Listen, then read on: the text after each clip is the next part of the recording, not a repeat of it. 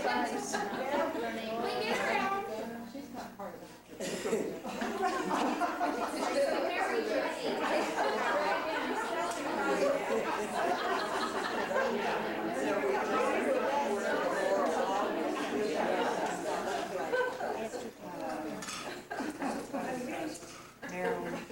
Usual you all are.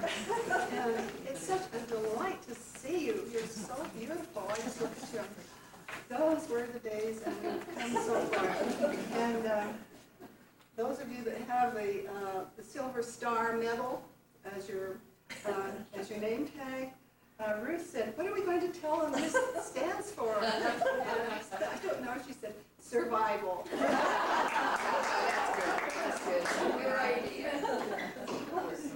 Or valor. I don't know, I think. So, first of all, I want to apologize to those of you who did not get personal invitations. It's because it has been a tremendous job trying to get the names of people that went to school during the war years.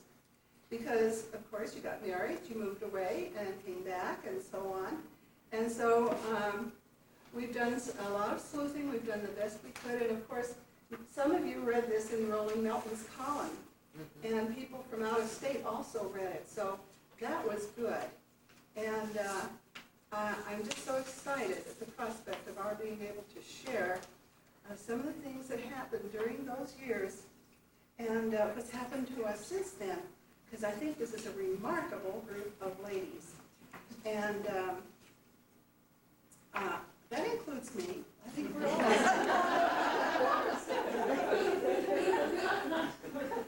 I think that what we have to say to posterity is important.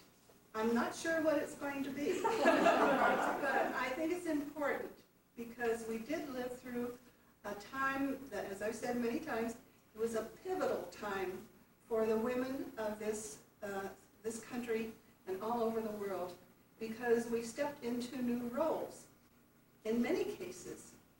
And I think that we should explore that. And what is this heritage that we're handing on to our daughters and granddaughters and sons and grandsons?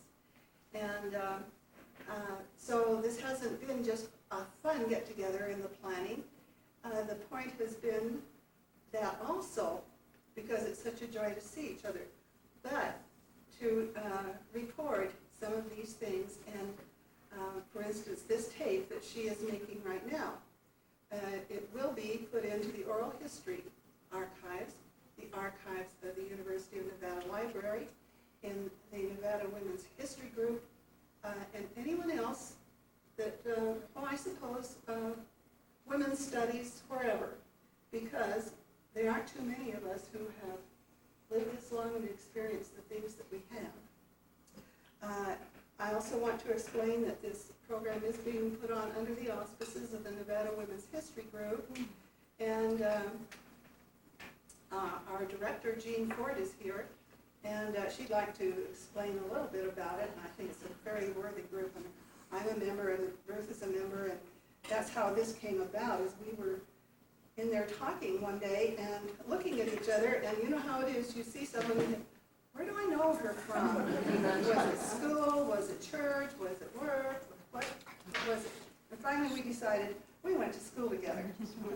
And we said, wouldn't it be fun to get everybody together for a reunion, kind of? And that's how this grew out of that. So Jean thought it might be useful, so she's going to explain to you how this is going to fit into the Nevada Women's History Project. And this is Dr. Jean Ford. Thank you. Well, I'm really excited to be here, and I don't want to take a lot of your time because I want to listen. But a group of us over the last 2 or 3 years, as I've been teaching women's studies and women's history at the university, have begun to realize how little we know about our own history in this state, and how empowering it is to find out more about it. And so we created something called the Nevada Women's History Project. It's statewide. We have over 300 members at this time. We have women and men. We have them from Elko, Baker, Silver Peak, Clark County, Las Vegas, Boulder City, Winnemucca, Eureka, all over the state. purpose is to gather and disseminate information about the roles and contributions of Nevada women of all races, classes, and ethnic backgrounds. We're doing that through promoting groups like this, through learning how to do oral histories, through learning more how to research and where there are primary source materials, where we can gather new information, then people put it into publications. In the present time, we're about over 80 of us are assessing over 600 books that are in the Reno High School library about Nevada. We thought it'd be kind of fun to see how many of those books have women in them. And we're finding less than half. And we're looking at what we're finding out. We're going to come out with an annotated bibliography that will be very useful to teachers as they want to include more about Nevada women but don't know where to go. So what I have here today is a brochure, and we'll just start some around this way and some around this way, and if I have more if we need it.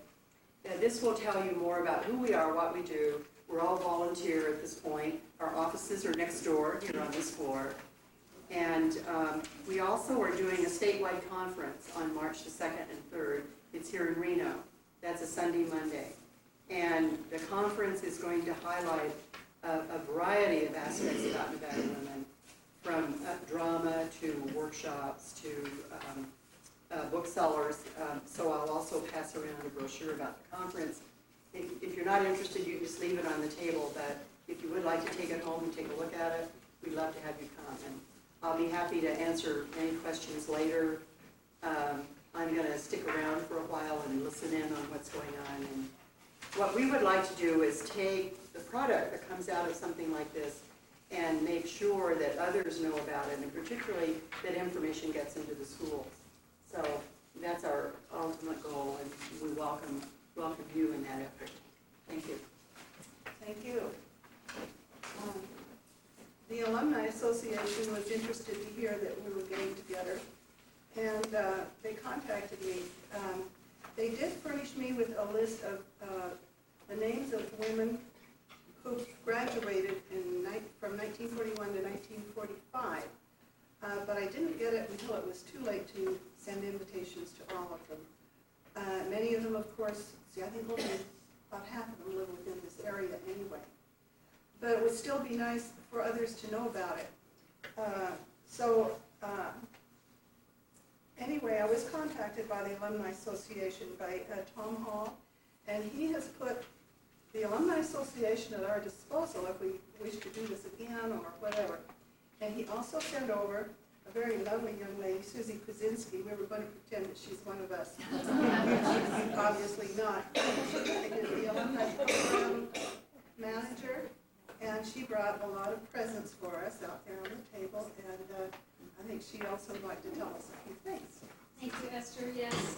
I too read Rollin Mountain's column and said, oh, isn't that a wonderful opportunity? I didn't really think beyond that. And when Tom Hall, who's the current president of the Alumni Association, called, I said, well, you know, Tom, this really is a reunion. And that is part of what the Alumni Association can assist and work with. So that's why I'm here today, to thank you for coming together and to tell you that this is your Alumni Association. It always has been, and it always will be. Your connection to the university is lifelong. We want you to be aware of what's available still at the university, and we hope that you continue to keep your address current with us so that you receive Silver and Blue, the alumni magazine, and then any other special invitations and announcements of activities that may be going on. This is a good example of the need to keep your address current with us. If Esther were to call us and do this again, we would hope that we can provide the kind of information that allows for these kinds of reunions. The Alumni Association has a wide variety of programs that appeal to everyone, and I have a personal interest in these kinds of things too. Obviously, I am female. I am a Nevada grad.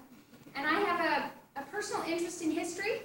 I'm kind of the repository within my family of all the artifacts and all of the bits of history that no one else really has much interest in. Well, I have a great interest in that. With that personal interest also comes a great love for the university. Many of you are faces that I see often, and I enjoy that. I saw Rennie at a meeting earlier this week. So we just want you to know that there are programs and opportunities available for you. We do coordinate a reunion for 50-year grads called the Golden Reunion. And some of you are graduates in this room of the class of 1947. Let me see your hands. How many of you got your Golden Reunion postcard already and have marked your date for your 50th Golden Reunion? Good. The rest of you, if you graduated prior to 1947, are members of an elite group called the Golden Wolves. People who graduated more than 50 years ago.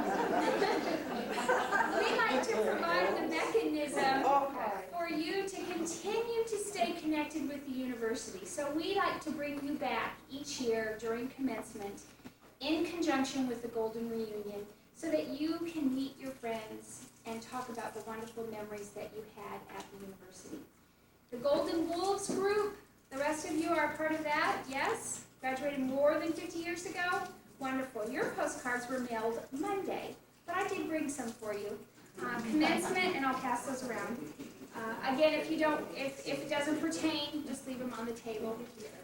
We've been putting on reunions, and we're always looking for more opportunities to bring people together.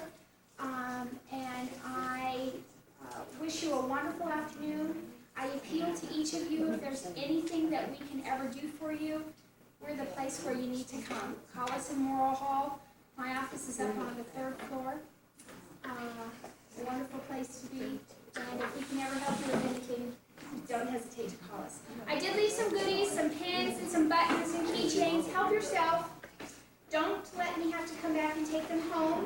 We have grandchildren that they love to have them as well and show their support for the university.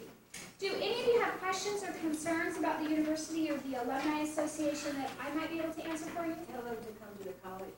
Oh, Alumni College, yeah. We do lots of programs, as I mentioned earlier, and one of them is called Alumni College. And this year's dates will be the 9th through the 13th of July. Dorothy's husband, Jack, serves on that committee. And what that program entails is it's an opportunity for you to come back to the university and have another opportunity at education. But it's fun. We do lots of field trips and we have lots of social time. We take advantage of some things on campus and in the community. The theme this year is Gold on the Quad. It has a mining type of interest to it, and so some of the core of our activities are related to the mining industry and what's happening here in our state, because after all, it is the 2nd or 3rd largest industry in our state. So do mark your calendars for that. You all will receive invitations just by right of your association and then the particular demographic that you're in. So lots of fun things. Thanks for the reminder. Anything else? I wish I could spend the whole afternoon with you. I unfortunately have some other duties. I do look forward to seeing the tape. I will take a look at it. And again, just remember to keep us in mind if we can ever be of assistance to you. Thank you, Susan. Thank you. Really appreciate You it. bet.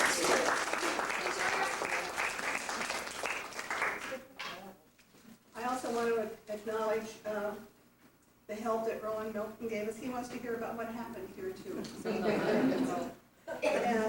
And Karen Gash up at the University Library Archives was very helpful.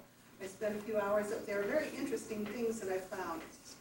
Tom Hall, president of the Alumni Association, as I said, and Tom King, the oral history department. A couple of things to explain. You got some handouts. One is a copy of the certificate that was given to the university at the end of the war for the good work it did, and it's signed by 4 governors. And I thought you deserved to have your name on that too. And one of the things that I found that was so interesting up there at the university in the archives, now over here we have some memorabilia, those that brought things. Ruth brought, you want to tell them what you brought there? Ration stamps and email and some of the things that we saw so much during the war. And I see there are some photograph albums and some of the Artemisia yearbooks. Also, I just by chance, somebody said, "But Esther, we didn't do anything during the war." I said, "Well, I'm not a feminist. I'm just saying that we were put in a position where sometimes we had to step in and do things because there weren't any men around to do it." And up there it says, "Wolfpack season commences Sunday." And underneath that it says, now this is September 1943, "Women president legalized at Senate meet." And that's so a woman could become president of the ASUN. Did you know that? I didn't know that. Helen Thatcher was our first president. They had to make it legal. Yeah, they had to absolutely said. Because, you know why? Because they didn't have a man that qualified to run for president. So Helen stepped into the breach. She did it, and she did a darn good job. And then also there's a thing there where it tells that they're fixing up some of the fraternity houses. There was the Lambda Chi house, the ATO house, for the women off campus to stay. I know I lived in the ATO house for one semester. It was lots of fun. And we even had a song about we were the girls of the ATO. And then we moved, if we went anywhere else, but, to a sorority house or whatever. But those were different because you remember why we couldn't get into the dormitories? They had cadets and engineers. And of course, we liked them and they liked us too, if I remember correctly. You will also have an envelope, and it has 3 pages of questions in there. And if you want to fill them out and send them to me, they'll be very useful. If you don't, I'll be very disappointed. But one thing I left out there, and that's because I don't have any grandchildren. I said, "How many children do you have?" I didn't say how many grandchildren. So that would be very important too. Does anybody have great-grandchildren? I don't know. Oh, Maxine does. That's wonderful. Oh, darling.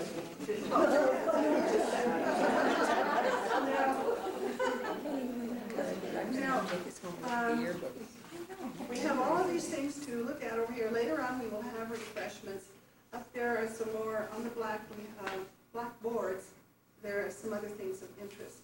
I copied out some pieces of history from directly, and here's the interesting thing. If you look at these, all these things that I dug out, they're typed on those old-fashioned typewriters. And so then, of course, a lot of the corrections are made by hand, and nobody seemed to think that was illegal or anything. It isn't. The computer is a wonderful invention. I really love it. If you have a chance to look at those things, please do. And she's going to get them on camera too. Right now, I want to say that we did get some letters from people that wanted to come but couldn't. And I got a letter from Anna Garamendi up in Anna Garamendi Birch up in Ely, and she wanted to come so much she wrote this whole letter, and she couldn't get a bus. They don't have a bus that comes from Ely to Reno. If they go by plane, it costs $450 to fly to Salt Lake City, spend the night, and then come down.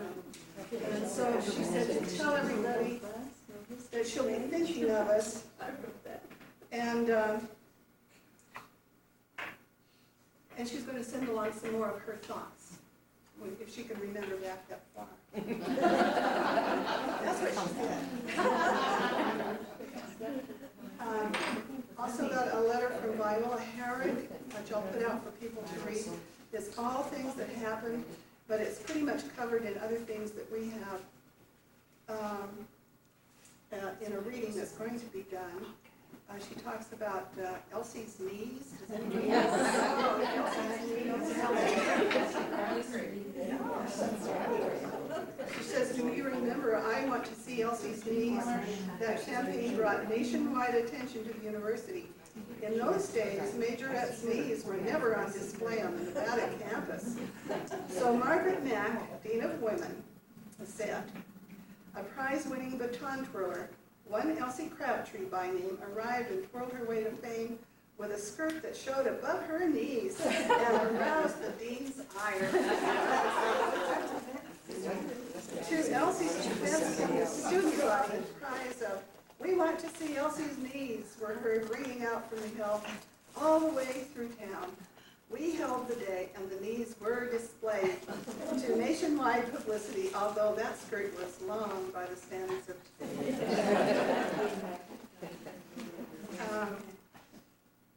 So these are all very interesting things. Ruth has a letter here that she wanted to share with you. This is from Mary Ann Wells Glaser from Halleck, Nevada, and she's the postmistress out there.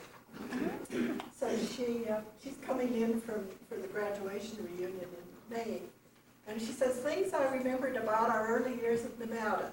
There were 600 women and 40 men on campus. We had the first woman ASUN president. The women actually ran everything, the sagebrush, the artemisia, and I remember getting awfully involved in a snack bar connected somehow to the YWCA. Freshman women were mostly housed in the ATO and Lambda Chi houses, and the cadets had manzanita, etc. Civilians just didn't have candy, and the engineers and cadets would sit in one side of the library, eavesdropping, unwrapping candy bars and making a real racket, doing it to get our attention. But there was to be no fraternization among co-eds and cadets and the like. So it was a challenge. The sorority girls were asked to join something like the USO, but strictly chaperoned, bused to stand in the Naval Base Station. I remember some experience regarding those affairs. I somehow, too, ended up corresponding with a cadet from Florida who ended up a navigator on a B-29. I told her that I had just had a call from a cadet that I used to know. And he wrote letters. He was stationed in India, and he wrote to me every day. And sometimes the mail was delayed. And so I get these big stacks of letters, and my mother and grandmother were just beside themselves. They couldn't understand all of this. He's very wealthy now. I really never had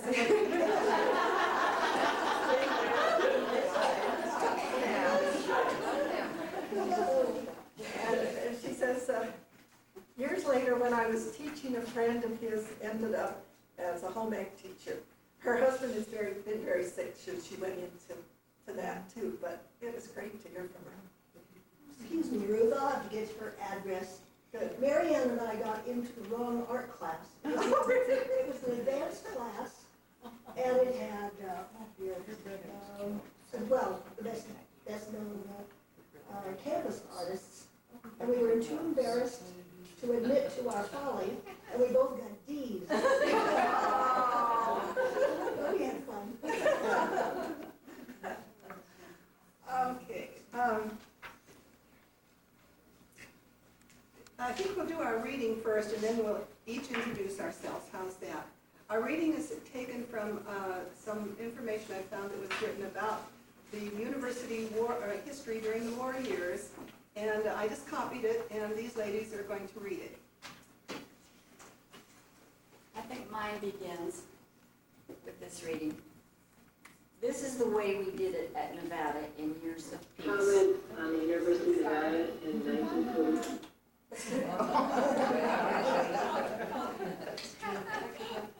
I don't know if I can compete with that. Old friends and new faces on the campus walks at the beginning of a new year, dashing to the Wolf Den for coffee between classes, the SAE's Indian dances, all-night rehearsals for the Wolves Frolic, new people from Cal and Stanford coming up for the ski carnival, Thursday nights at the Brush, meaning the Sagebrush, office, the football trains to the city. Oh, that was nice. The crowd on the library steps, piping a flight, and then to the wall for a Coke. Those were the days when the men-to-women ratio was 4-1. The Lambda baby dance highlighted the fall semester. The Sundowners initiations. Tug-of-war on Mackey Day. The new student body present has a beer bust. Engineers Day. Every year, new designs in cars. And then one day in April 1941, it was December 7th. We sat and listened to the news over the breakfast table and couldn't think, couldn't talk. Overnight, college frivolity turned to serious thought. And we think of that still. The men talked of enlistments and women thought of saying goodbye and turning to the business of keeping the university going for those who would return. As the first week of war wore on, a campus poll was taken on the opinion of the students as to the length of these hostilities. We saw our friends off at the depot as they went to war. The Artemisia campus yearbook, planning to include pictures of all campus men, looked ahead and made arrangements to have several pictures taken of those who were called into the armed services. The possibility of bombing hit home as men students of Lincoln Hall organized themselves into an auxiliary police unit to aid Reno police during blackouts and bombing raids. Half of the student body was late to classes on February 9, 1942, as President Roosevelt's wartime went into effect. Block N Society started buying war bonds and stamps as a group project. This idea met with immediate favor, and soon all groups on the campus had pledged a quota. A booth was set up on campus, and each group was assigned one day a month on which to sell bonds and stamps to students. Other methods of raising money were displayed as Blue Keys sponsored a victory dance, with admission being one 25-cent defense stamp. The Men's Upper Class Committee penalized frosh offenders with a 25-cent defense stamp, rather than the traditional lake dunking. At weekly meetings of the sororities, members bought a 10-cent defense stamp, and these were raffled to a lucky winner. One of the biggest innovations in the bond sales was the new Panhellenic bean feed of 43. Formerly, the Intra-Fraternity Council had sponsored the affair, but when the lack of fraternities on the campus was seen, the responsibility was taken over by Panhellenic. Admission to the affair was a 25-cent defense stamp, and articles such as gum, Kleenex, wallets, and corsages were auctioned off to the highest bidder in stamps and bonds. Over $1,896 in bonds and stamps was bought that night by the 200 girls present. The American Red Cross soon gained a foothold on the campus, and within a few months, numerous courses were being offered in nutrition, first aid, home nursing, etc. The university donated a room in the agricultural building for the use of the Red Cross for lectures, demonstrations, and a workshop. Campus women gave up former leisure hours to knitting, bandage rolling, and sewing for the Red Cross. A competition was held between the sororities in 42 for the group putting in the greatest percentage of women rolling bandages each week. Kappa Alpha Theta sorority won a plaque for being winner with 74 hours in 5 weeks. 58 students made a date with a blood bank to donate a pint of blood to the Red Cross. War work on the campus really began to function actively when the Women's War Board sponsored a large tea, compulsory for all women students. At this time, sign-ups were held for one of the 9 Red Cross committees: home nursing, canteen, nurses' aid, motor corps, camp and hospital, publicity, disaster, production, and blank. Chairmen of the various committees organized classes, and work was soon begun. The community and war chest drive began, and the university contributed. The American Women's Voluntary Service came onto the campus, and 50 co-eds enlisted on its rolls. Numerous courses in map reading, fingerprinting, and canteen work were offered and enthusiastically received by the students. Several women earned AWVS uniforms by putting in 100 hours service. 70 university girls signed up for junior hostess work at the USO, and many attended AWVS and USO dances held both at Tonopah Air Base and Reno Army Air Base. USO sponsored a drive for old books and magazines as the National Victory Book campaign got underway. 103 books piled in as donations to the armed forces. Sororities and fraternities and campus organizations collected tin cans, silk stockings, and over 10 tons of metal and paper for the scrap drive. The arrival of 500 pre-flight candidates brought Nevada closer to the war. The campus changed almost overnight with the arrival of the Army. Residents of Lincoln Hall retired in favor of the Army and moved into the abandoned SAE house and throughout the town. Manzanita Hall was filled with aviation cadets.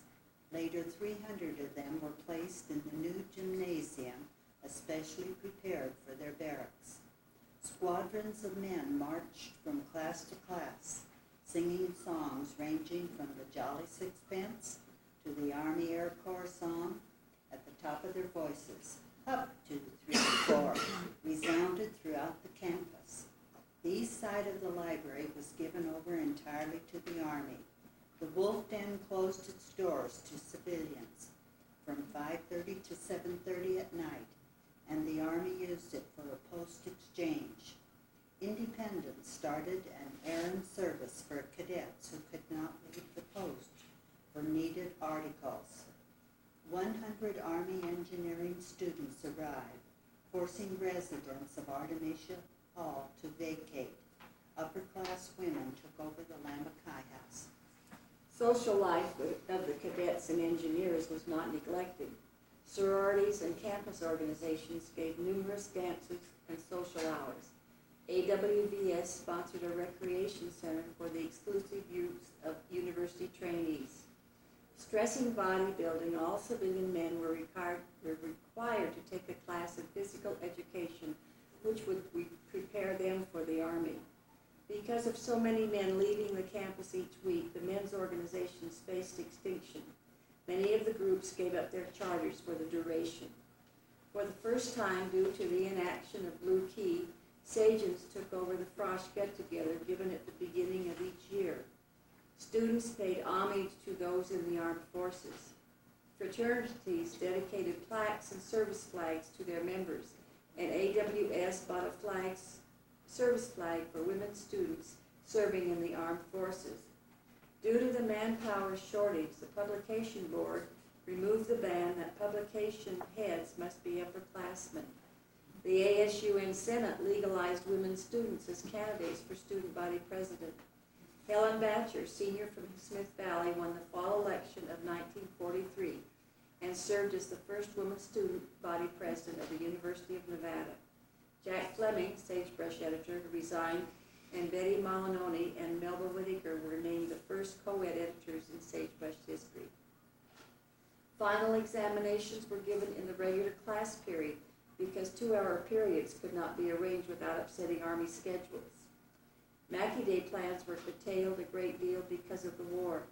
Sororities took over the traditional work days since fraternities were inactive.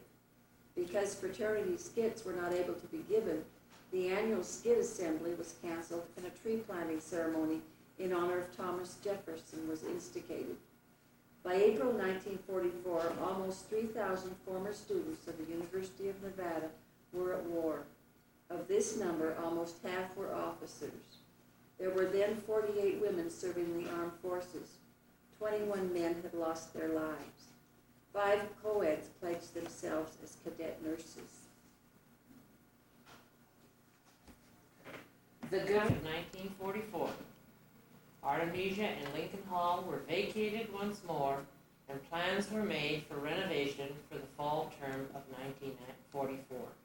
The gymnasium was also vacated in time for graduating exercises to be held for the first time in the new gymnasium. Thank you all. Doesn't that bring back a lot of memories? Esther, I kind of think we're here under false pretenses. We all started in the fall of 45, 3 weeks after the war ended. That's all right. You were around then anyway. It made me think, they used to keep the campus guarded at night. And I can remember going over with some of the girls in the Pi-Fi house. We'd walk over to study. And that's when they had the library and the old, what's now the business building, registration, all that stuff, admissions. And there would be a guard out there. He'd have his gun. And one time, this guy stepped out in front and said, "Halt!" And we went, we were scared, And he said, "Step forward." And so we did. And he said, "What's the password?" We didn't know what the password was. And he said, "What's your name and phone number?"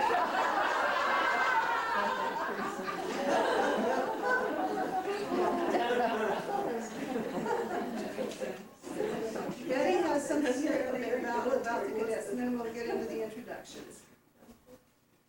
Officials began to consider the possibility of an Army or Navy program.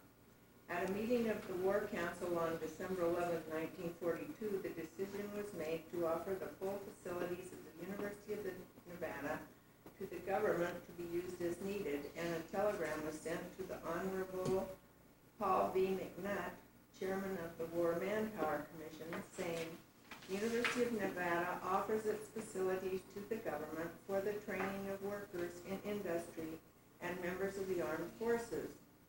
The University of Nevada is anxious to do its part in the war effort, and we hope for a favorable reaction to this proposal for the use of our facilities." L.W. Hartman, President.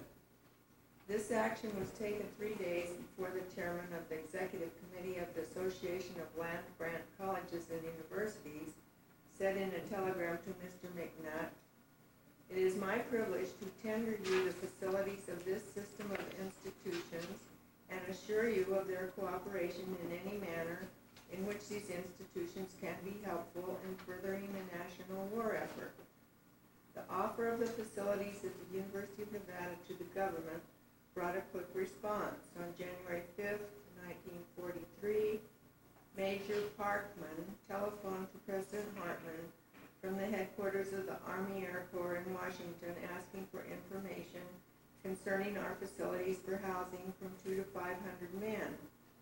University officials made a careful survey of the housing facilities, including fraternities, and the decision was reached to house 250 prospective Army students in Manzanita Hall and Lincoln Hall, and 250 in the new gymnasium. The Army officials were so informed, and on February 9, the following telegram received by President Hartman. "Your institution considered for academic training, Army Air Forces college training program constituting 420 hours distributed in mathematics, physics, history, geography, and English at freshman level. Your quota, 250 March 1st and 250 April 1st. Wire intent not later than February 10th. Stratmeyer, Chief of the Air Staff."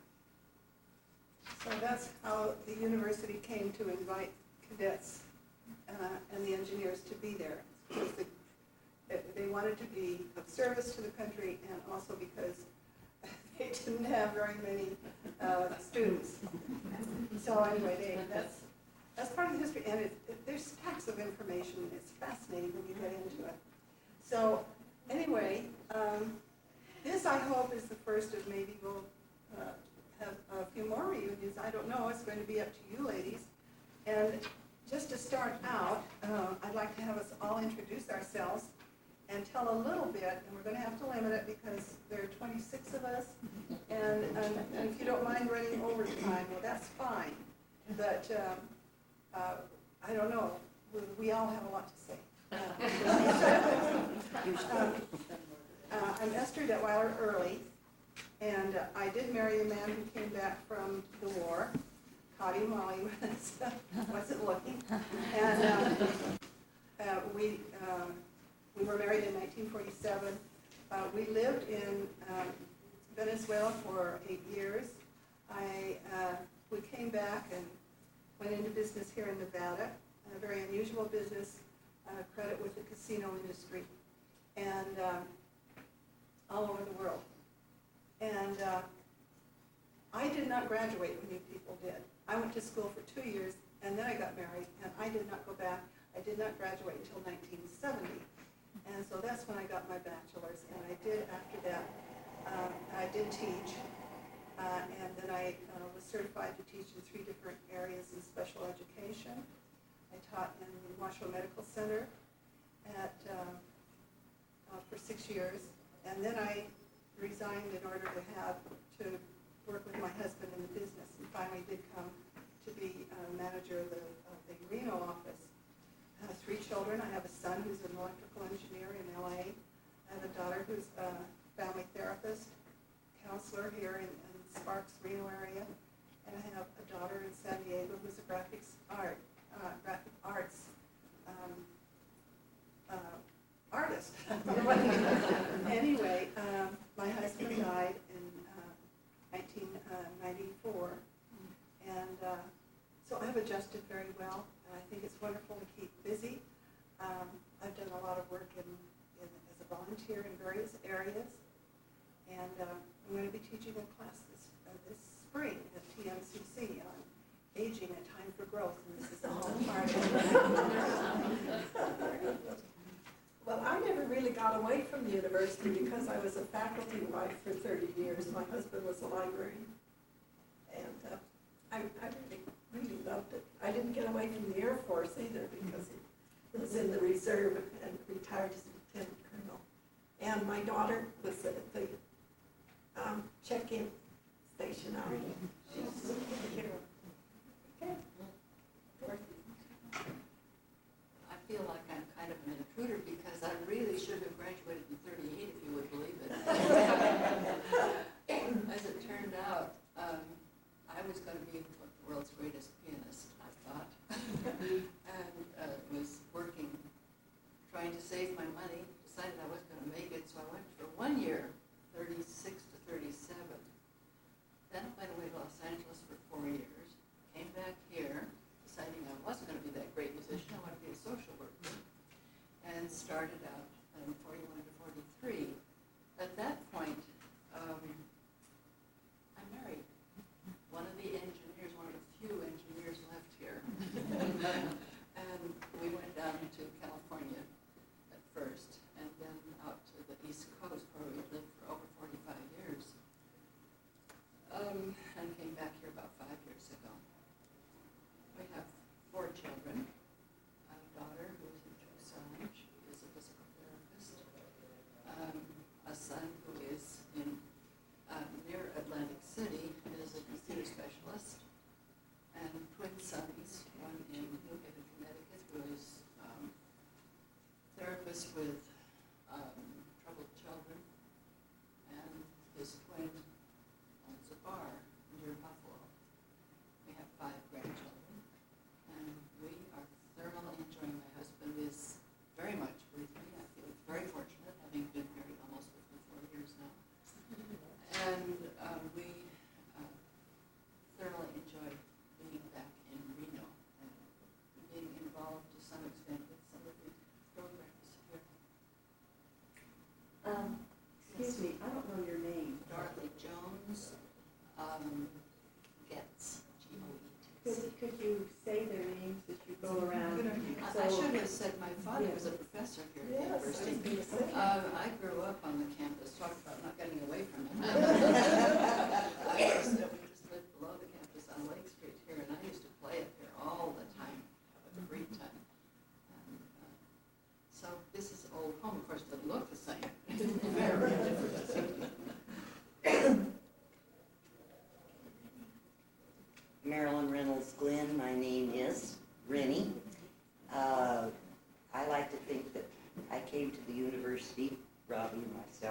same time in 1944, the fall of. The war was over in Europe. We knew victory was on the way. It was the best of times. Within just a few months, or within maybe a year, the boys started coming home, including my future husband. We courted. Jim was elected student body president, which was a paying job, so then we felt we could get married, which we did. Lived in veterans housing during our last part of the senior year, graduated together.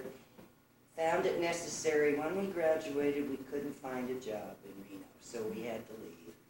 Went to California, lived there for 10 or 11 years, transferred to Chicago, Illinois, terrible place. And we were there until, I stayed there until 2 years after Jim died. I wanted to come back to Reno. Came back home, that was about 14 years ago. Best decision I ever made. That's bad. I have 2 children. One son who is part owner of an advertising agency in Denver, Colorado. And a daughter, single mother in the Chicago area. 3 grandchildren, 2 step-grandchildren, and that's about it. Let's get back to Maxine now. My name is Maxine Pierce Cardinal. I came in with the fall group of 1943. I think those early years at the university were absolutely my most treasured memories. I'm sure some of you remember the Blue Peppers. Much fun we had, and Sergeant McCormick is the one that thrilled us. Oblique right, I can remember one time watching as the cadets were coming out of the from one of their classes, and I had an eye for one of them. And as we were marching down the field, I was looking for him, and he'd given an order, and I was still marching. One of the most embarrassing things in my life. I started teaching in the Washoe County School District system in 1947. I have 3 wonderful children, 2 daughters and a son. I've been married to my husband for 40 years. I did resign from the system for actually political reasons. The last 2 years I had 3rd grade. I had between 52 and 57 children, and I just didn't have enough of the tools to do the job correctly, so I resigned. However, if my principal was still living, I would send him a thank you note for having made things so difficult, because I've always been a student of the mind, and in 1970, I designed a seminar system that I began teaching to the local people, which in 1981 spread out internationally. And so this is my 27th year of Maxine Cardinal International Success Seminars. And I've had many more students, and I feel that my passion for teaching has expanded over beyond the 3rd graders that I ever had. So I really have loved life, and thank you for sharing this today. Thank you, girls, for doing this. I'm Roberta Whitney McBride, Robbie. I mentioned already, I think we missed a lot of the good times, because we didn't get up here when all the boys were here. We started in the fall of 44, and I think there were 40 or 50 men on campus total. And there were about 500 students at the university total. And there had been 700 and some in my graduating class from high school in Los Angeles. So I was like a kid in a candy store. And it was good times. A lot of fellows left. The few fellows that were there were mainly waiting for calls to go. And the boy that I eventually married had received an appointment to Annapolis, but after his brother was killed, shortly after graduation from Naval Air School in Florida, he joined the Navy.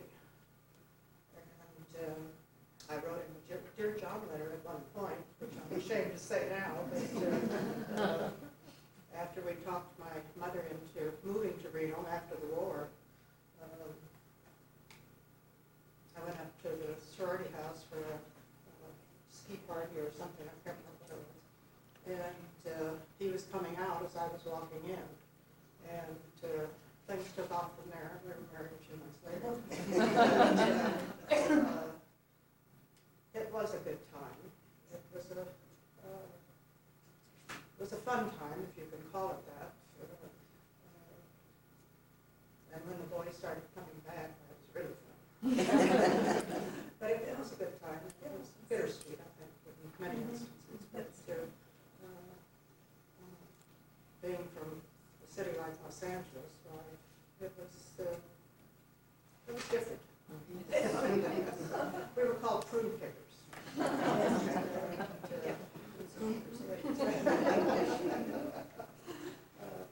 We used to tease the Nevada girls or people from the small towns. They talked to us about our paved streets and all the confusion and so forth. And we asked when they were going to get their first street light, which wasn't the case. It was fun. Nobody really dated. We went out as groups. And then eventually things sort of started pairing off a little bit. But for the most part, it was just, rabbit guys cat. But it was fun.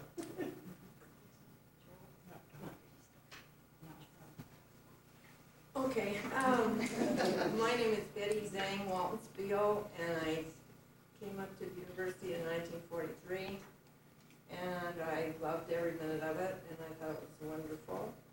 And one of the people that I met as an engineer was named Bill Doyle, and we became friends, and I introduced him to my dearest friend, and he married her. And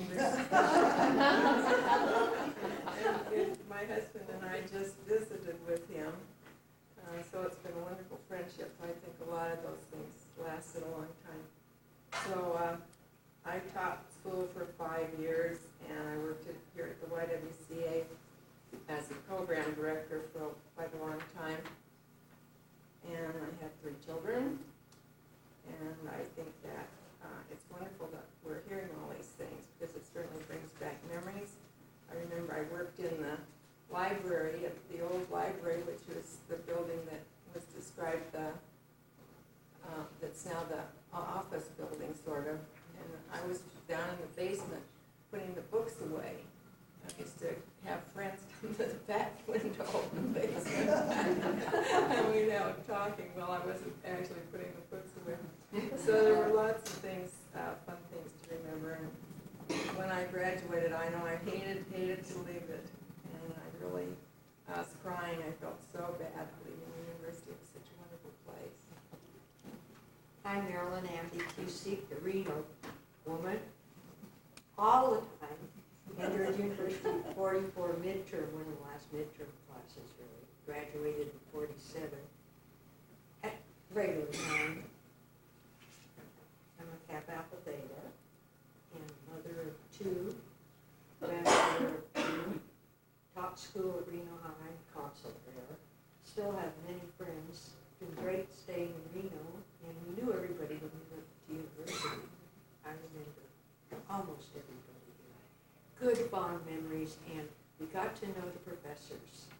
There are many that I still think are very fond, even if they're still not with us. The University of Nevada is special, I think, because it is small, has been, compared to others, and we're lucky to be here, I think, in many ways. I'm Barbara Burhans Carpet, and I started the University of Nevada in the fall of 45 with quite a bunch of us who came down from Winnemucca that year. Ito said the war had just ended, so we didn't share all of your experiences, but a lot of them, and our good friends today are many of the ones that we knew through those years. And I'm married, I have 3 children, and luckily they're in the Reno Sparks area. I have a grandson and a granddaughter that I'm very proud of. I spent most of my working years at the with the Washoe County School District. And a couple of fun things I remember that haven't been mentioned. Those are, do you remember the bonfire rallies we used to have before the football games? And I still think that the floats we made before homecoming day were a lot better than the ones they have now. And one more thing, it is the University of Nevada, not UN, Yeah. Good. I'm Edith Moore Sabini Ito from Winnemucca with Barb and Bev. We all came the same time. I started out majoring in history, and then I had to stay out and work one year so I could come back. So I didn't graduate till 1950. But my husband started at the university in 1940, and then he spent several years in Burma with the Army and came back to school, and that's where I met him. I was working at the bookstore down the other side of the Wolf Den, if you remember the other half there. I worked there my last year of college, and we were married in 1951 at the Pi Beta Phi house in the living room. And my children are both graduates of the university, as is my son-in-law.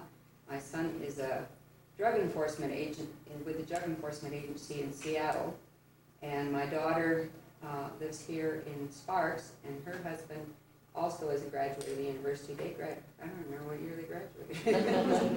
But they have, my daughter and son-in-law have two children. One of them is attending Beasley School, and I love that, thinking of Bud Beasley. And Bud Beasley goes to everything they have at Beasley School, everything. I went back to school in the late 1960s and got my teaching certificate. And I spent several years with Mary Margaret team teaching at Billinghurst and at Pine Middle School.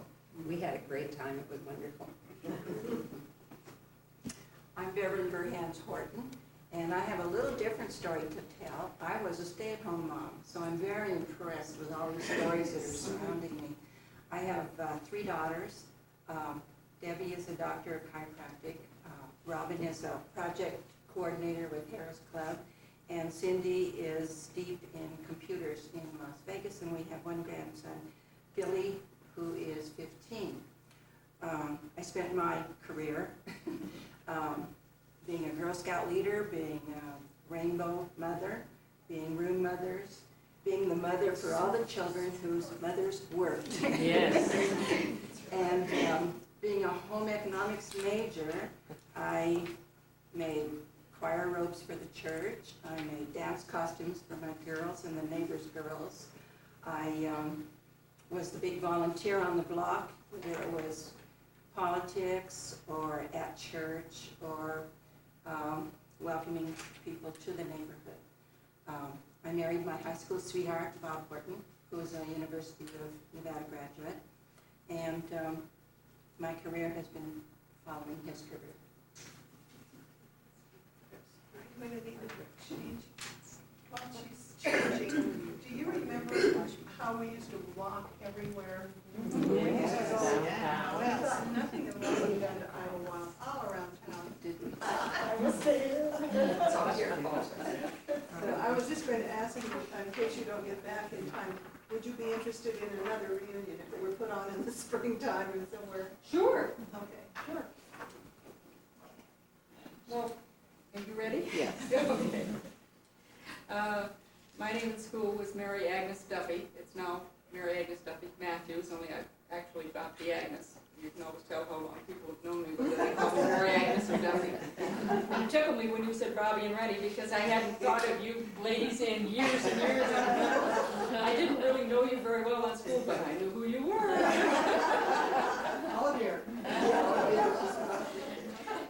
I started in 44 also, and but I didn't come back after 44, 45, because somewhere along the way when the AWS got formed and we took girls to Tonopah, I met my future husband. And so we were married in the summer of 45. And and I had a wonderful time on campus that 1 year that I was there. And even when we were seniors in high school, we were quite well aware of all the men that were on campus, because a lot of our senior boys had gone off to service. So we dated cadets and the engineers also, didn't we, ladies? And it was a wonderful time, and I've never finished up and gotten my degree. I've taken a lot of courses, most of them just audit them. I always said if I'd taken everything for credit, I'm sure I'd have a degree. But it hasn't seemed to hinder me. I was a wife and a mother, and my friend from Tonopah that I married was, we were in Washington D.C. and we lived in, where else did we live? I don't know. We lived all over the country. Now I can't think. We went to law school, and when he went to law school at the University of Michigan, and I couldn't go to school at that time because I had to work, and somebody had to make some money. And I have two sons, both of whom live here in Reno. One is a school teacher for the Washington County School District. He teaches English as a second language. And the other one is an electrician. And I have two granddaughters whom I'm picking up shortly. And then I have two 8-month-old twin grandsons that I'm very thrilled with at the moment. And I guess that's about it. Do you want to just progress from here and then back down? How do you want to do it? That's good. She has to Oh, teach Betty? those, teach the. Oh, yeah, but she's building that. What we do next? Are you ready? So many things. First of all, my name is Betty Tracy Porter, and I married one of those engineers, and I worked with Jim when he was president of ASU and I was vice president, so we worked together all the time. There's so many things going through my head, and some of the things you bring up, like blue peppers. I thought Gloria was my sergeant when I was in blue peppers. She told me which way to go. Come back, come back. But we loved that, and of course, a lot of Pi-Fi's here. And we were busy at the Pi-Fi house and had a lot of fun at Ski Carnival. And at homecoming, it was fun to go downtown, which now I don't think we could do. We went in a long line, the band, and everybody went snakes through all the casinos. And I had such a good time. And we had bond rallies, and I belonged to that WWII. Yeah, we raised jewelry, had jewelry. And the war bought a Hellcat. They raised enough money to buy a Hellcat. And I have 4 children, 2 sons and 2 daughters, and although one of them lived right near Reno or Carson City, and 6 grandchildren. I worked at the bank for several years. I was a graduate in physics and math, and I never can quite figure out how I did, except that I had a chance to get a job with Shell Oil, and I went in and told the man, I'm sorry, I got engaged last night. In those days, you didn't go off someplace else, you went where your husband went. So when he graduated from UNR, or from University of Idaho, we went back east, and we spent several years back there and several years in California. And then about 23 years ago, moved back here. And I have 6 grandchildren. I've had a daycare. All of this has nothing to do with physics. And taking care of children. I found out, and my husband, we separated about 8 years ago. And I thought, what can I do?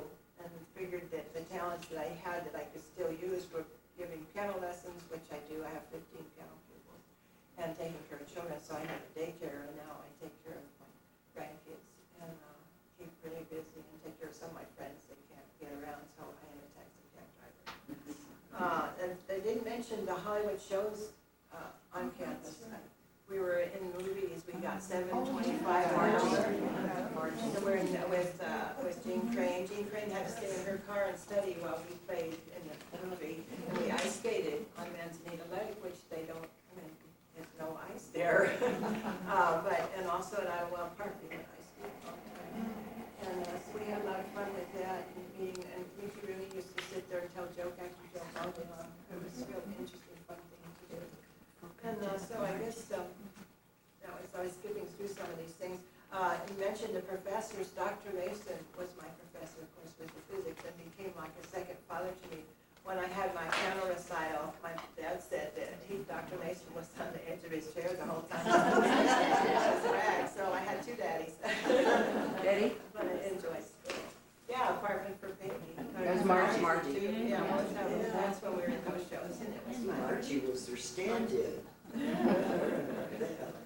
You were. Were you really? I don't think so. Oh, yes, you were. Penny, Joe was. Joe Miller. Oh, well, swore it was one of them. Well, didn't matter. We had lots of fun with the football teams and went down to Keyser Stadium, and then we were on the rival team. So in fact, because we didn't have too many boys around, why we did all this other things. It was a good time. I just had a wonderful time at school. Thanks.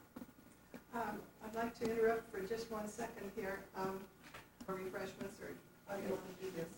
Okay, let's go on.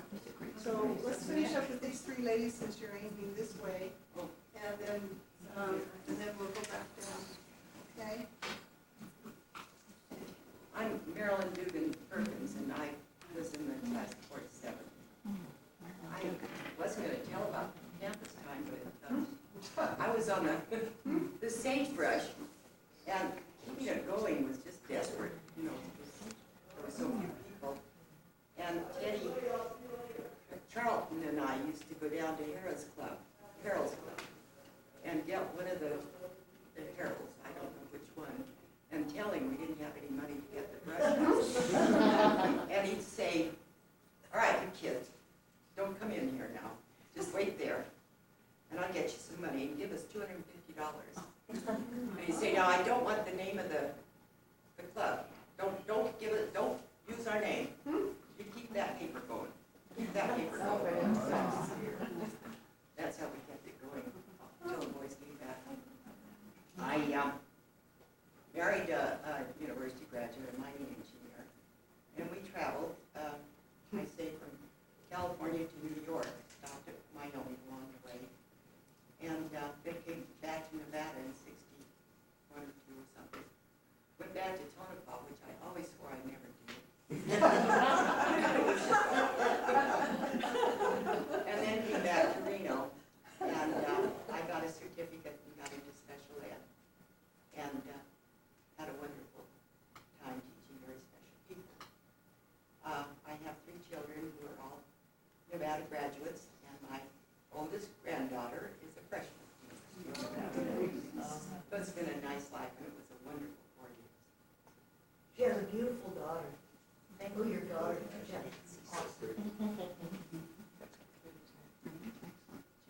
And nice, too.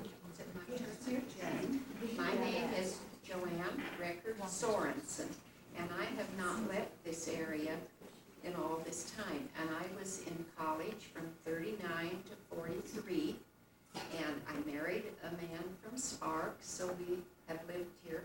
He passed away in 81. We have 3 children. The oldest is a daughter who's retired, and the middle boy works for IGT in the publicity department, and he is also studying and will be ordained March 21st in the Episcopal Church. And his family has been very supportive, and the youngest son works for a computer company. And I swear I don't remember half of what I've heard today. Right here. But it's been wonderful. May I say something? Joanne, you have no memory of this, but when I was in kindergarten, you were the baby in the carriage, that we had to say something about where did you come from, baby?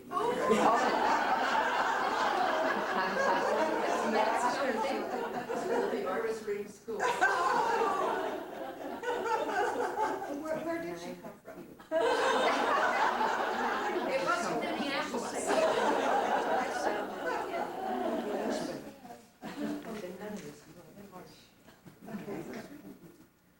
I'm Mary Margaret Mason Pearson.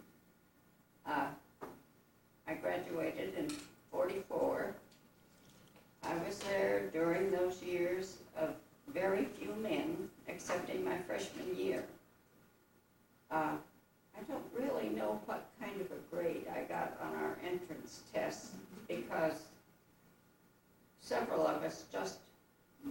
anything. I got out. So we would get ready for the get-together dance or get-appointed dance, and I always felt it was worth it because I met my future husband. During those years, we not only had the cadets on campus, but I discovered that there were officers out of state training. And even though my husband-to-be had gone on to Annapolis, that didn't mean you didn't date. It just meant you were good. And when he came back from 2 years of the war, all through North Africa, Sicily, Italy, D-Day, he came back to take Navy flying, and we got married. Unfortunately, one night, they were night flying, and the luck of the draw, he got the plane that the electricity all went out on, all the electrical, and he was killed. 7 years later, I remarried, and in between I taught school. He died at 41. So I was very glad I had the school teaching certificate, and I taught 30 years in Reno. I have a son who's president of MainSoft Computer Software in Silicon Valley, and a daughter who's a producer for kids' TV programs in Los Angeles. And 3 granddaughters. One who has just finished her first year as a practicing attorney. The middle one is in veterinary tech school, and the youngest is taking her junior year in England, the University of York. Mary Margaret, tell them what you did on KZTV when it opened up. Oh, I remember that. I remember that. Yes, when Crazy TV, as we used to call it, instead of KZTV, I had a cooking school for 3 years. And I stopped teaching. I found out that the engineers and people who ran the program were simply older junior high kids. They would get on their hands and knees and crawl and reach up and take something I needed off the table. But it was lots of fun. Then I went back to teaching. Esther, can I tell you something funny I thought the girls might be interested in concerning the soldiers? Because I had a 34 Pontiac, and I used to fill it with Wi-Fi's all the time. So I had about, it was the only seat at 3, so I had about 8 Wi-Fi sticking out all the windows. And went down, and the train that they're talking about today went by, and it was a troop train. And so we waved, and it stopped. Shy little girls. I flipped the car around in a U like this and went back to the Wi-Fi house. We weren't very brave. We went back and waited for the cadets to look at us. As the cadets walked by, they'd go, eyes left, and they'd turn away. But I thought that was really funny with my little car. And I used to take it up the center street, coming from the other side of town, and it could go up that hill for some reason or other, the snow, and all the kids would stand on the 2 edges and cheer my car along. And it was called Algernon, and everybody would yell, Algernon, you can do it, you can do it. And my car would go right up. Yeah, I remember the troop trains, and it's always, you know, they all whistle and wave, and yet you always wondered, you know, what was their destiny of those young men who were waving. Okay, shall we start with Norma here? Nora, excuse me. And then go on down that way, or do you want to change your camera? This will be good. All right. I'm Nora Saunders Chipley, and I'm originally from Winnemucca, and came down with all high expectations to the university, and I was going to be a PE teacher.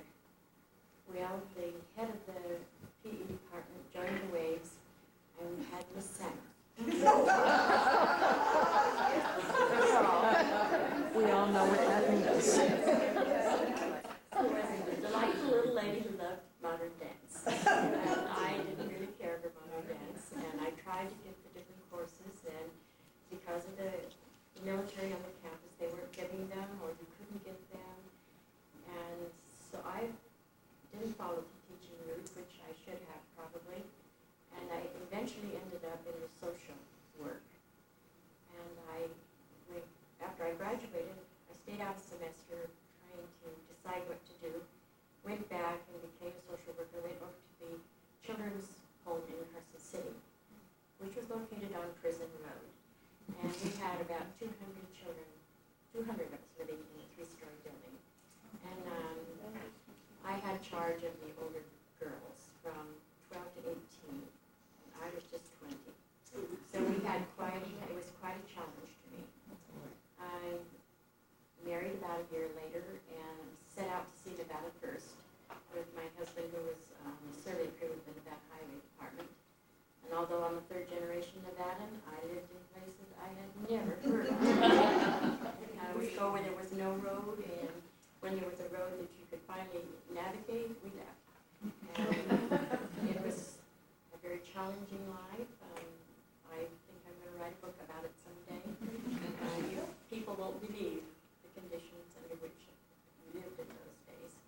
And I eventually worked for the state of Nevada and became an insurance policy analyst, which meant you couldn't buy an accident and health policy unless I had approved it. You didn't know that, did you? But the pay was terrible. And so I envy you both who went teaching, because if you went just out of the university into the men's world, they wondered why you were there. I mean, after all, the man was the wage earner, and what were you doing here? It was a very difficult world if you didn't go into teaching. And it took a lot of us breaking down a lot of doors for the younger generation now who truly do not appreciate what we did. And I sometimes look at them and I think you have no idea the wages, the benefits, and the things that you have that we who had college educations, it did not make a bit of difference. We had to start at the bottom and fight for everything that you have now. So I am one of the women who, what were we? Out there fighting anyway, a long time ago. But I did, as we sat around here, remember a lot of things. And I remember during the war how hard we fought to keep floats going. If the men were out there fighting, we could get those floats going for home training. And we came up with a lot of innovative things in order, and we had fast rationing too, you had to remember that. So it was difficult, but we kept those floats going. And I just remember the PE classes that we had to take. The Army had all of the buildings, so we had to take PE everywhere. We took it down at the schools, we had to go down the bowling alley, which was clear on South Virginia, and we had to walk all the way, so you had your exercise by the time you got to the bowling course. And some of us had to set pins, or it's safe for the bowling. Some of us set pins, and some of the girls weren't too careful. When they threw the ball, we were still in the pit.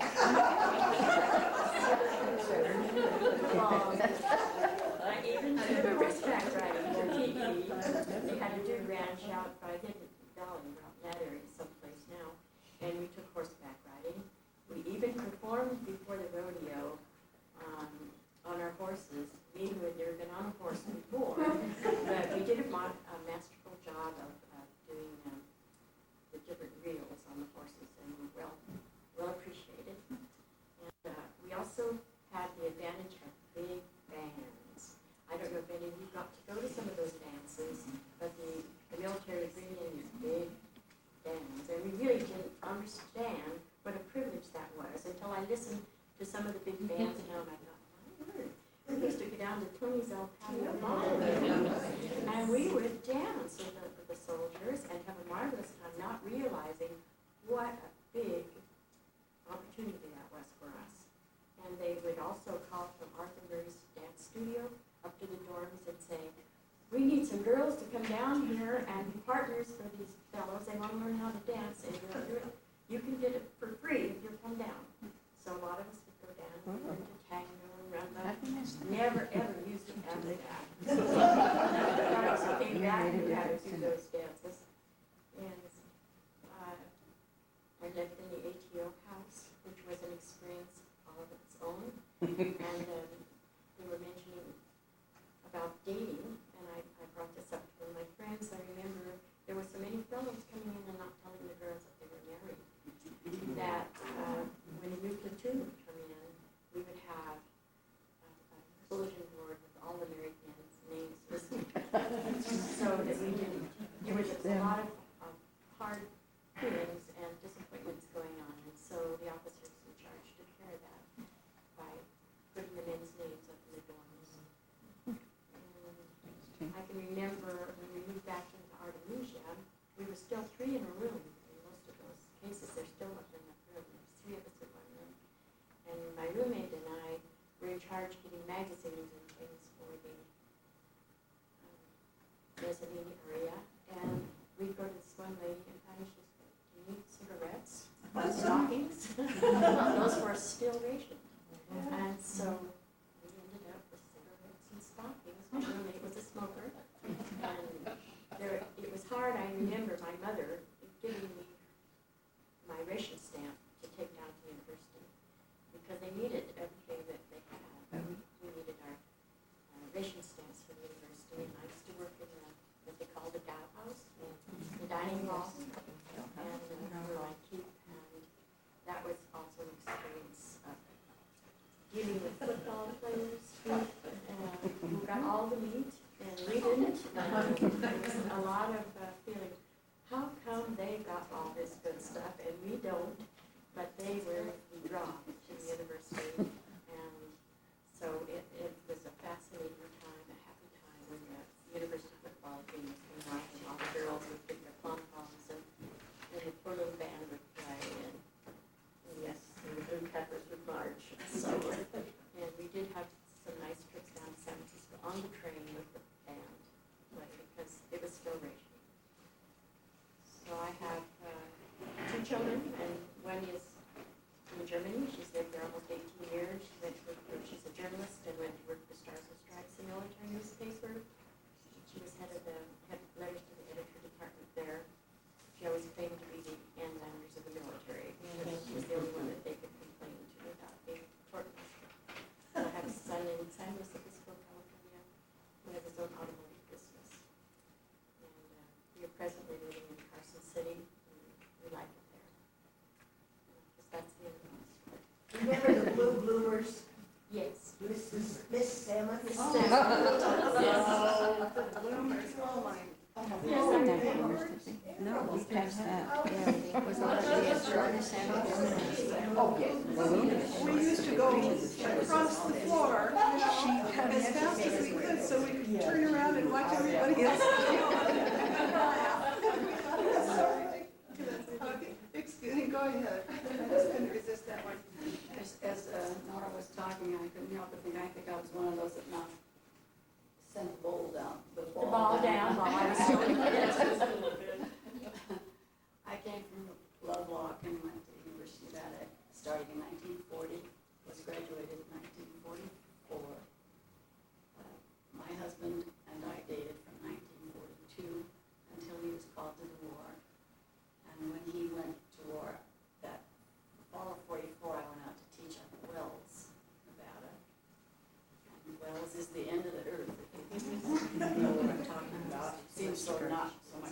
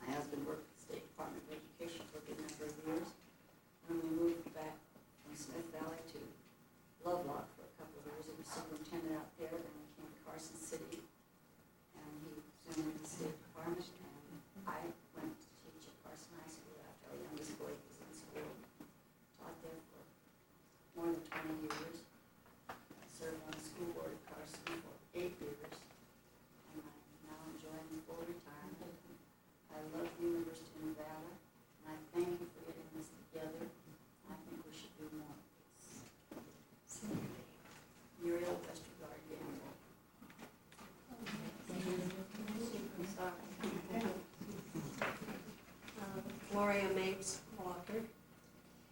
I had a wonderful time in college. I just loved it.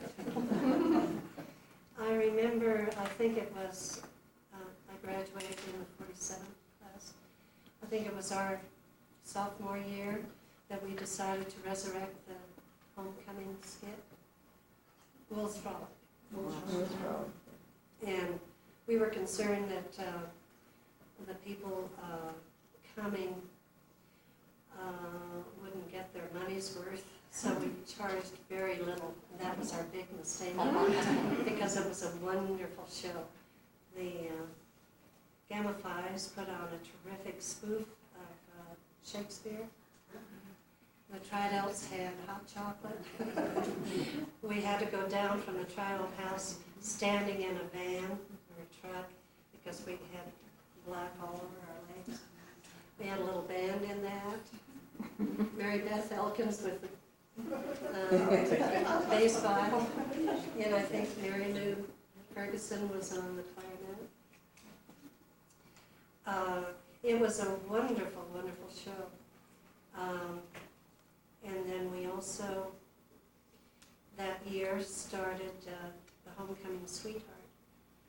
Mackie Day had their queen, but Homecoming never had. Anyway, so that was the start of the Sweetheart. And we did have the bonfire and the floats.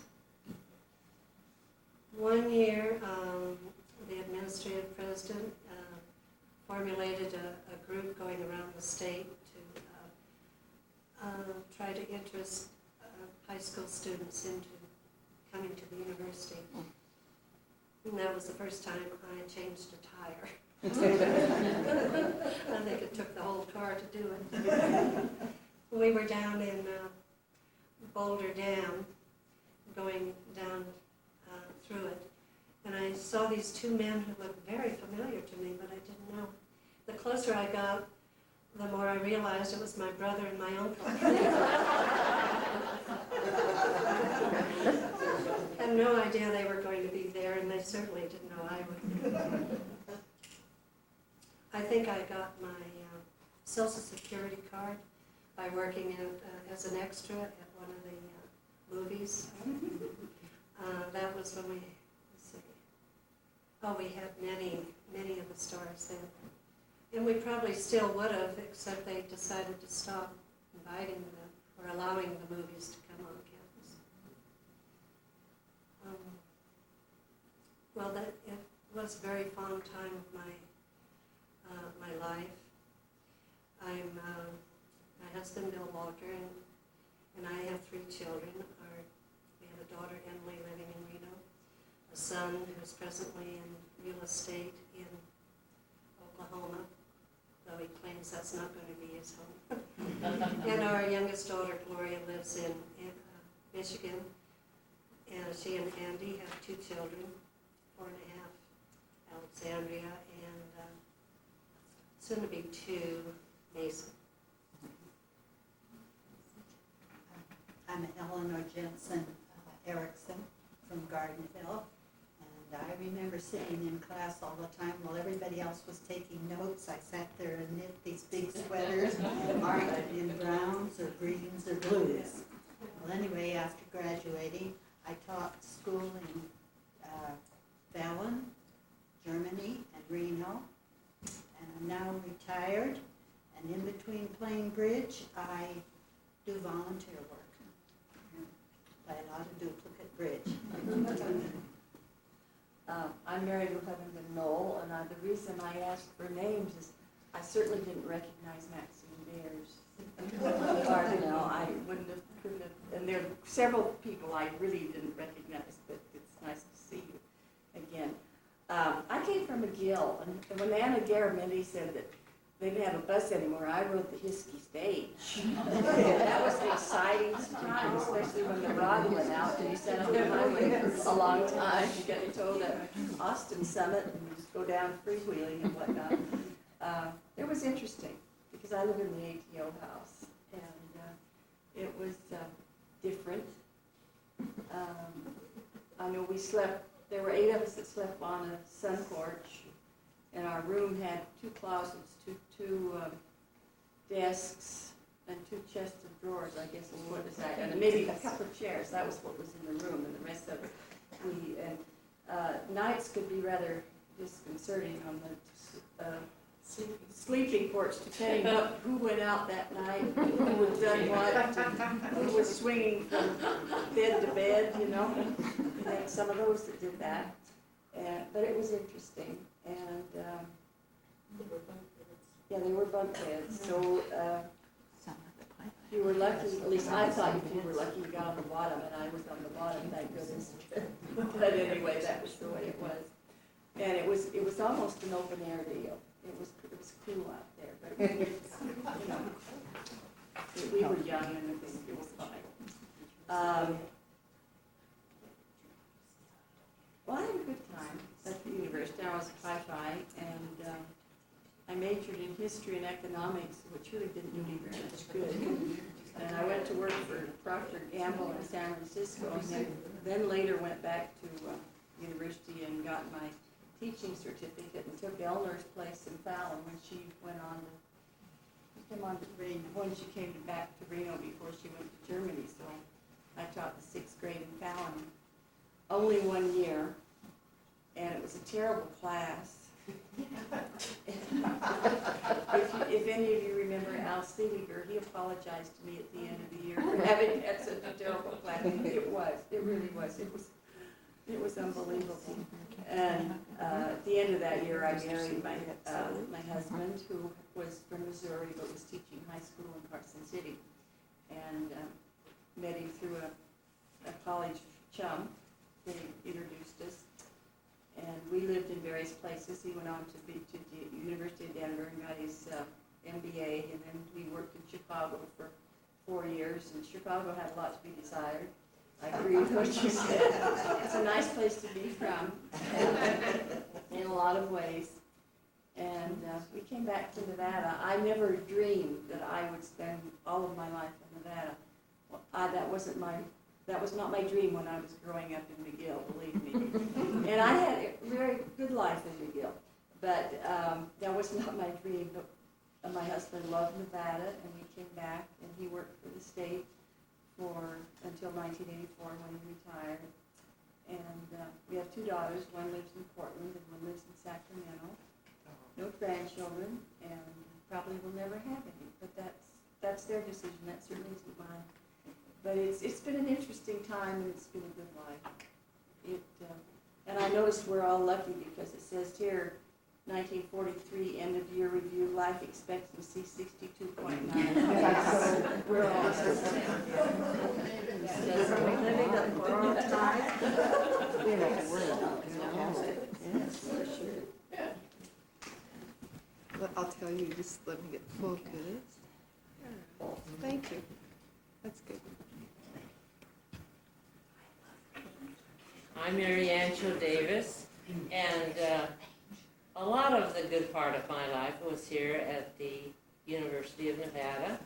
I came from the small town of Battle Mountain that my professors used to say, is that big mosquitoes? And so I get very defensive about that. But I owe the fact that I got to the University of Nevada to Noble H. Getchell, who gave scholarships to the Austin High School and to the Battle Mountain High School every year to the valedictorian of the class. And so I got virtually a full ride scholarship, and yet that's a man that I never met.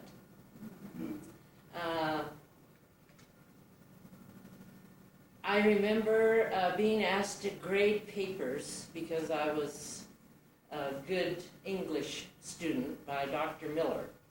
And so I had a big stack of those cadet compositions, which I did every week.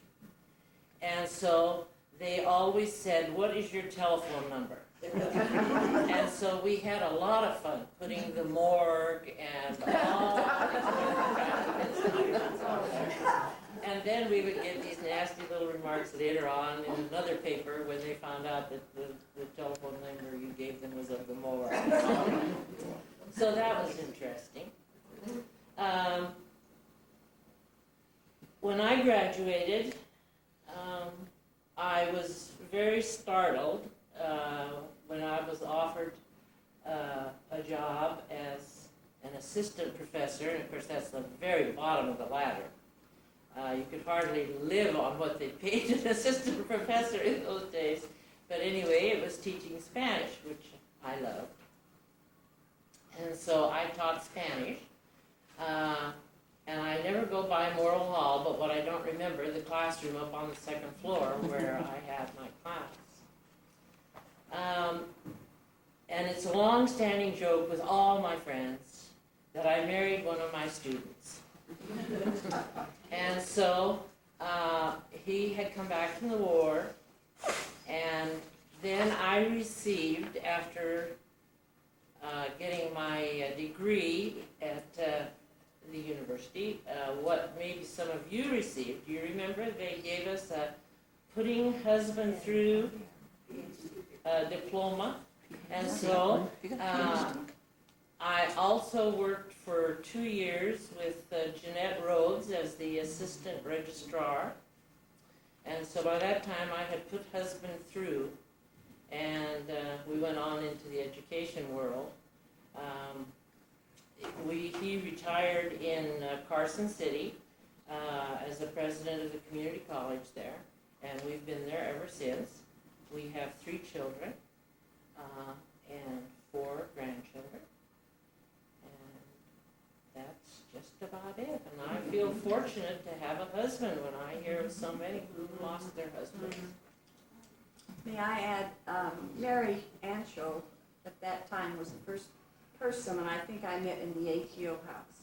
And I was going upstairs, and she was on the second floor, and she said, "I'm Mary Ancho." She hasn't changed since. I mean, she's still exactly the same way.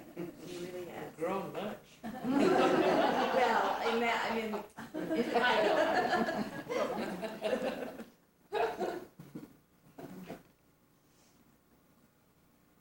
Well, my name is Estella Marie Hicks. My married name is Brown, and no one remembers that name. They all remember Teddy.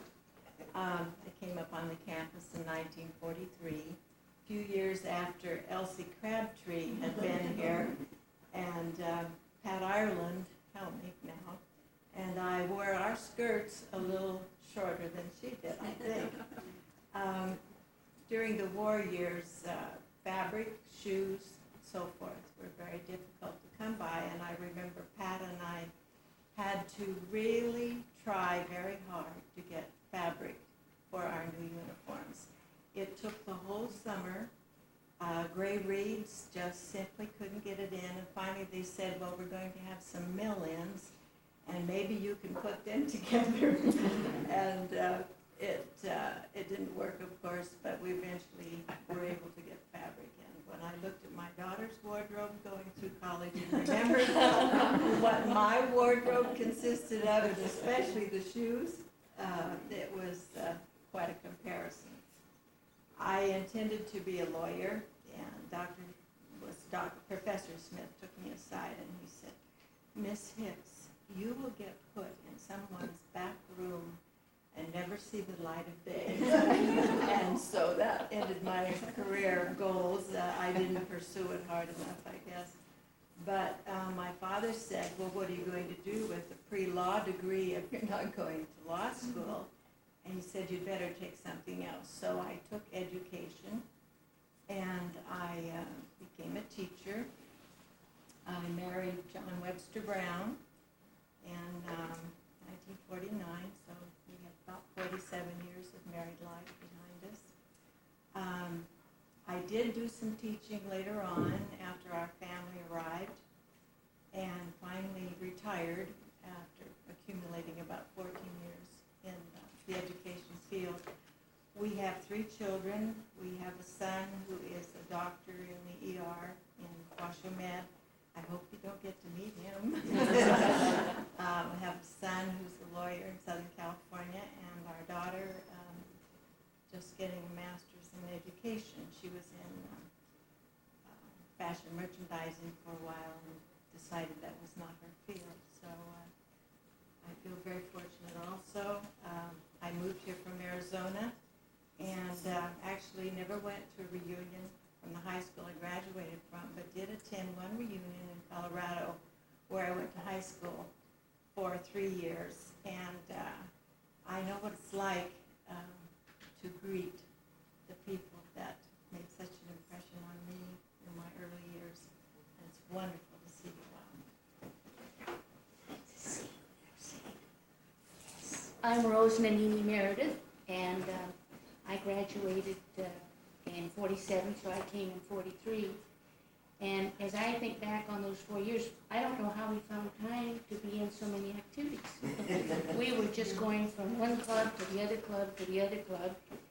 And Gloria's comment on the Wolves Frolic. Do you remember when you were in the song team, when Liberace helped you with the song team? And then Margie, the one Wolves Frolic I really remember is the one where we got 4 big blocks of ice for the tri-dot skit, and Margie skated around the stage on those 4 blocks of ice. And I remember coming as a freshman, and things were so different then than they are now. The freshman men had to wear beanies, and the girls had to wear the ribbons, and dare not cross the grass. Here it is. Oh, is that? That's the one she had to wear when she forgot her ribbon. When she And here's- forgot, that's the handbook. And a lot of that tradition is gone. It's well, I have that. Dean Marsh said we could have no horizontal lawn parties. And if you remember, she said, if you went out on a date and you had to sit on a boy's lap, you had to take the pillow. But she was a stern dean of women, acting dean of women, because then we got Dean Mobley after that. Do you remember how we got there, Rose? No. We had a Sages meeting, we decided to rebel. Oh. And we were going to write a letter, which we didn't get to, but that's how we got rid of the acting dean. Acting dean. We got Elaine, I used to talk to Elaine about it, I told her we got her job. Well,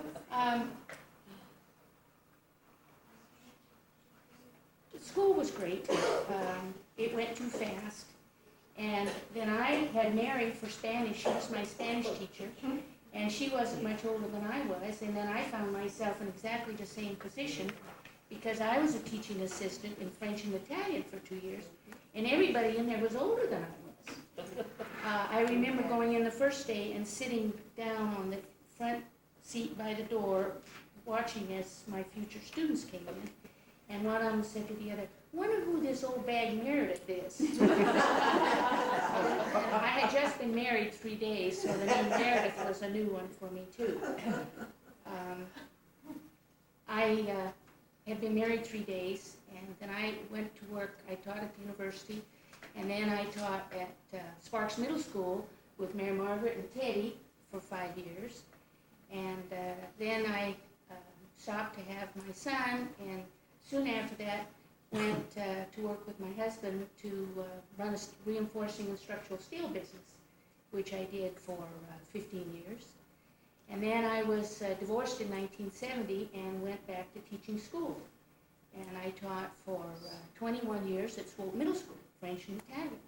And I figured over that period of time I had over 4,000 students. And teaching is a very rewarding job, because you're constantly running into students you had, and their successes are your successes. One of my last classes, Nick Hamilton, his name was mentioned in Roland Milton's column, and he's #1 in his class at the Air Force Academy. And I thought, well, see, yes, former student, and he was bright as a 7th and 8th grader too. I have 2 children, Monty, who owns Precision Audio Labs, and Melissa, who's a CPA, and a grandson, Michael, who's 5, who's the light of my life. And so I've had a good time up to now, and I expect to have a lot longer good time. I wanted to share with you, Jean Adrian Sutton Blozier called the other day when she received the card, and she was disappointed that she couldn't come. She started going through all of these. I hope she sends in lots of information, because her memory is like a trapdoor. She knows everything. If you remember Adrian. She was my big sister. Yeah, she just can remember everything. She said, well, be sure and tell them about how when they had the ski carnival and I was in charge of putting on the hospitality for the Pi-Fi house, she said they gave me $8. She said there were students from Hawaii, from all over the United States had come to the ski carnival, and she said, so I made the punch with this $8. And then I went home and made this orange cake, which I cut into little teeny pieces. And the Pi-Fis won first prize for hospitality. And then she remembered too the bean feed. She said, oh, be sure they remember the bean feed. And I had forgotten the bean feed until she mentioned it. But hopefully she'll be able to come to the next one. Thank you.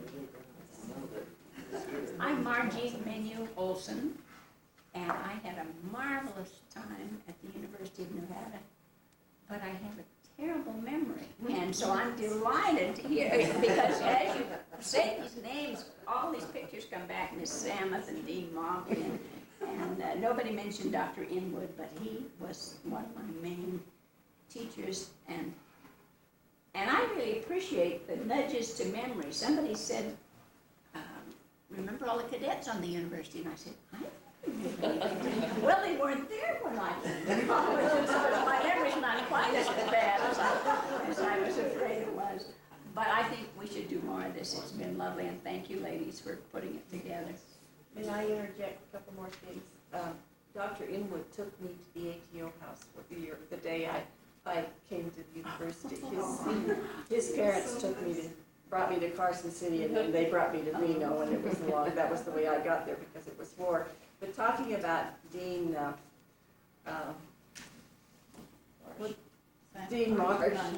remember at the ATO house when she would come to dinner and she would tuck her napkin up here, and we would eat ice cream with a fork.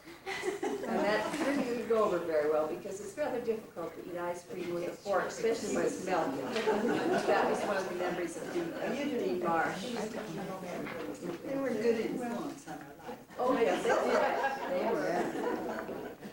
Well, this has been wonderful, and I think that, I hope that you'll start writing things down as they come back, now that you've started the memories flowing, that maybe you'll jot down some of the notes, and we can start a history, individual or a group or whatever.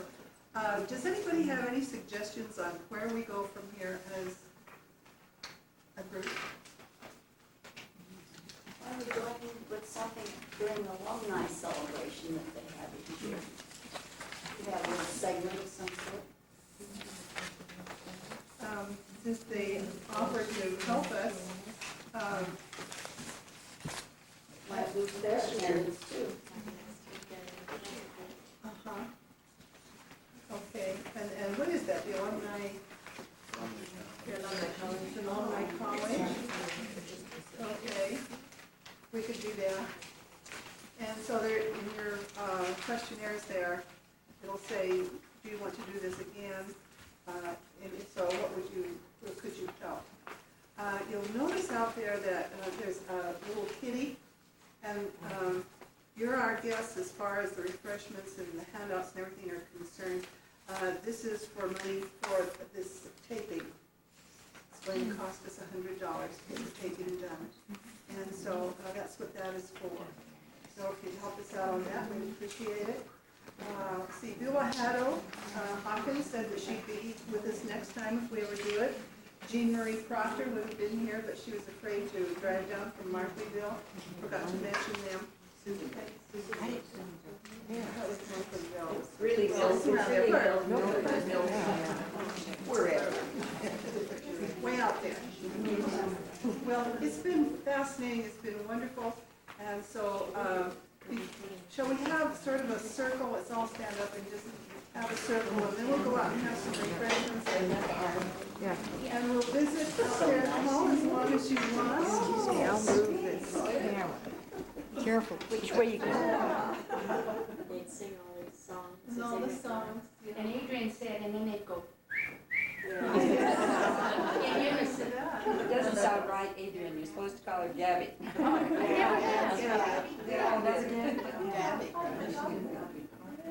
We call them the dancing cadets because they all came down to church every Saturday night. We danced. Oh, yeah, it was fun. So thank you for the memories, girls. It's been wonderful. And I hope that we get together soon, probably maybe in the spring sometime when we won't have to worry about the weather. Does anyone have anything they'd like to say? Just Thank you. Thank you. It was a wonderful idea.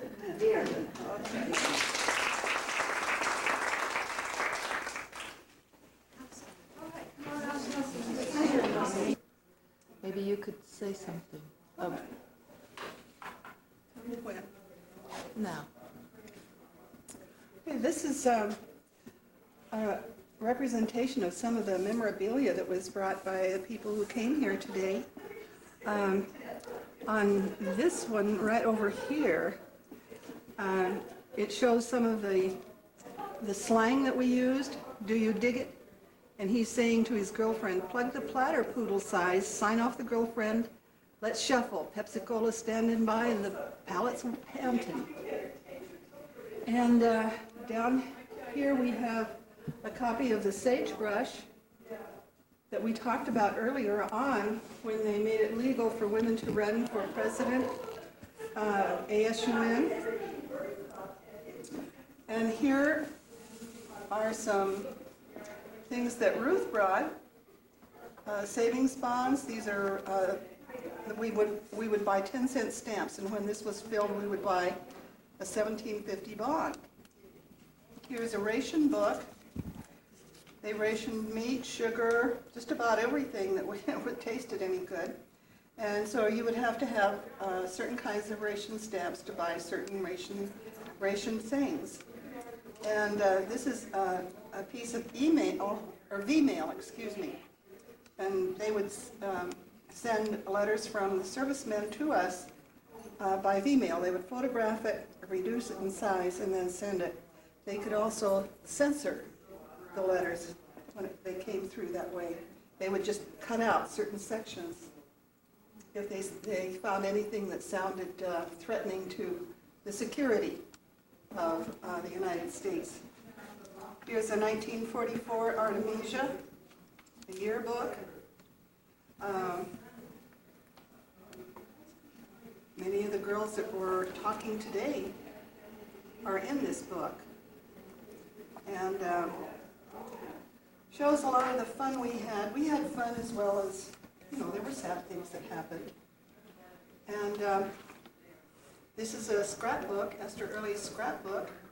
Here's the Frosh Handbook. It was the rules and regulations for freshmen and how we had to behave ourselves, how we had to dress, what we had to do. They were very strict with us. Pledge initiation, the Trocadero. That was a very, very popular place. And here's a copy of the ATO theme song that I was talking about earlier. Here are the wings from a dance that I went to with one of the cadets. Here's one of the cadets that I went out with. There's so many memories here. And it's too bad we don't have time to go through all of the other ones that were brought today, but perhaps another time. Here we have pictures of the cadets, a couple of the classes. There they are at attention. Here's a copy of the Certificate of Appreciation awarded to the University of Nevada for outstanding leadership in cooperating with the drives of our government and for contributing on behalf of our western states a splendid work toward a United Nations victory, awarded this 26th day of March, 1945, and it's signed by Earl Warren, Governor of the State of Nevada, of California, C.A. Bottle, I can't read that. He's the Governor of the State of Idaho, and E.P. Carville, Governor of the State of Nevada, and Arthur B. Can't read that either. It looks like Hangley, Governor of the State of Washington. What happened to Oregon? Anyway, wonderful days in most ways.